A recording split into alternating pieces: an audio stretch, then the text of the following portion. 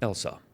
Baie dankie Jornay. Ja, die dermatoloog liewer, Dr. Lushen Pillay, kuier vanoggend saam en dit om te gesels oor hoe jy stres en ander triggers, soos wat die Engelsman dan nou sal sê, beter kan hanteer om 'n gesonder vel te hê. So good morning Dr. Pillay and thank you so much for joining us.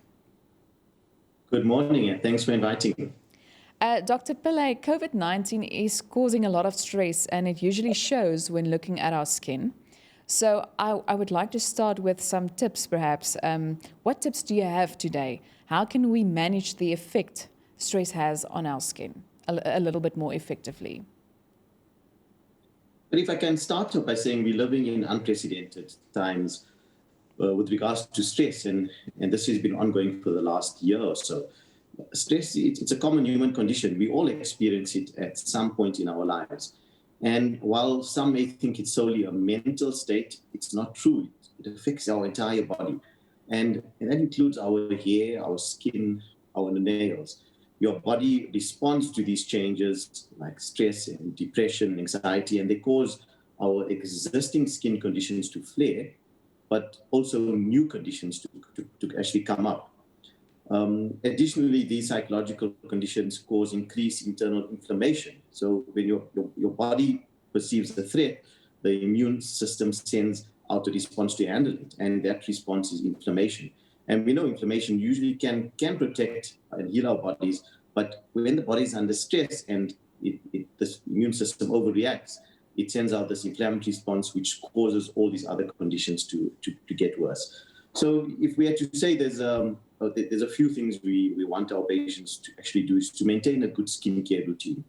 You know, we understand in these days people may be tired and fatigued at the end of the day. They may have a lot of anxiety. So for a simple example, like taking the makeup off at night, we want them to make sure they do their routines, they stick to their routines and not neglect what they normally do. They need to exercise regularly. We know, and it's proven, exercise increases those feel-good hormones and improve our energy, our mood, our outlook on life. Mm-hmm. It's important to eat healthy as well.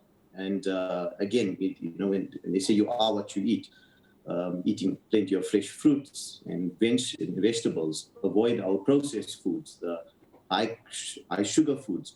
These foods cause inflammation inside our body. A simple thing like to get enough sleep. There's been studies done where people have lost their memory or their memory has gone down and they haven't found a reason for it. And the only reason they could find was they weren't getting enough sleep. So we need 6 to 8 hours of sleep. No matter how much certain people will say they can function at 3 or 4 hours, it's not true. It eventually has an effect on you. We want people to take time out for themselves. We're not doing enough of that. If it means reading a book for you, if it means getting a massage or listening to music or doing yoga, whatever makes you feel good. And I think most importantly, during these times, we're encouraging our patients to find someone they can confide in, they can trust in, whether it's a family member, a therapist, a counselor. Find someone that you have by your side that you can speak to and share your stresses and your anxiety. There's an increase in suicide and mental health disorders, anxiety, depression throughout the year that we've never seen in the past. And a big part of it is obviously COVID, but our lives have become stressful and we need to take care of ourselves. Mm-hmm. And so in essence, I mean, we still have a lot of questions, but in actual fact, it is important to keep an eye on your mental health as well. Dr. Pillay, stay tuned. We'll continue with this discussion right after this. Baie dankie Elsa. Die dermatoloog Dr. Lushen Pillay kuier steeds saam om te gesels oor hoe jy stres beter kan hanteer om 'n gesonder vel te kan hê. So thanks again for joining us today, Dr. Pillay. We are still focusing on the COVID-19 pandemic. Now, some people are concerned about the effect masks have on our skin. I mean, even I'm experiencing an outbreak at the moment.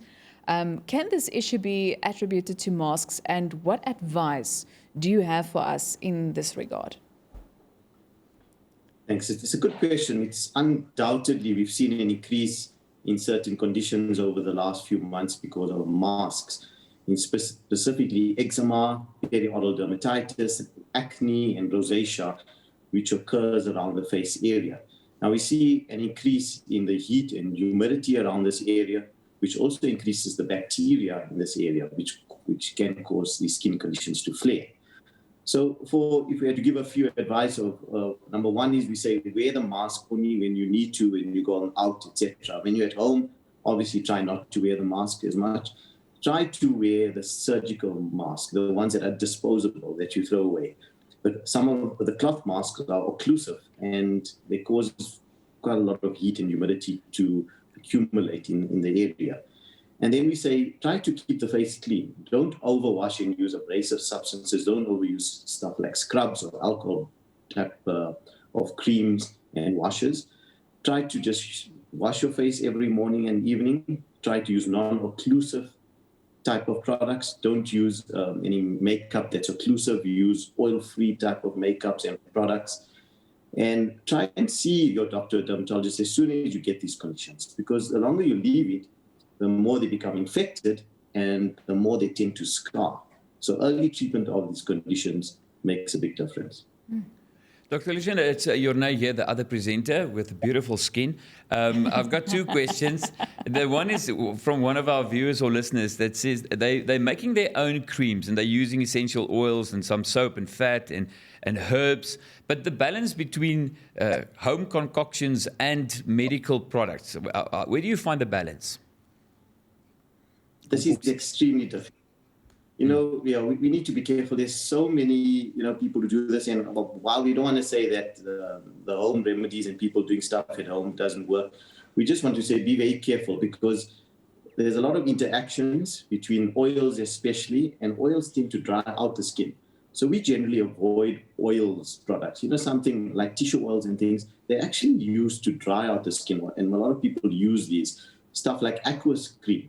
We hardly use aqueous cream because it dries out the skin and causes more infections to actually penetrate the skin. So we need to be careful. When it comes to making skin products, it's an art, it's a science with it, and that's why it's easier to trust something that's made by bigger sort of companies and it's tested. The shelf life of some of these products when they mix, they tend to go down from 6 months to a few days.